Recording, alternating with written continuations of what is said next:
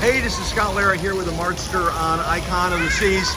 And this is the Surfside area for kids, right? And so you've got kids on the ship here, and they're playing in this splash park area. And this would be like perfect for Reed or Cole or other kids. You know, and there's a little, probably a 1-year-old, 2-year-old over there.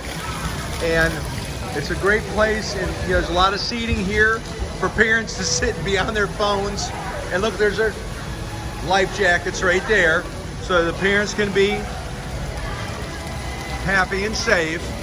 But this is a cute little area for kids. And of course, you know, you got the carousel over there, and it's a really nice area, not just for kids, but for parents too.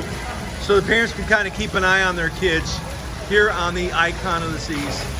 Scott Lara, thecruisegenius.com, along with the Marchster, president of military affairs.com, Icon of the Seas.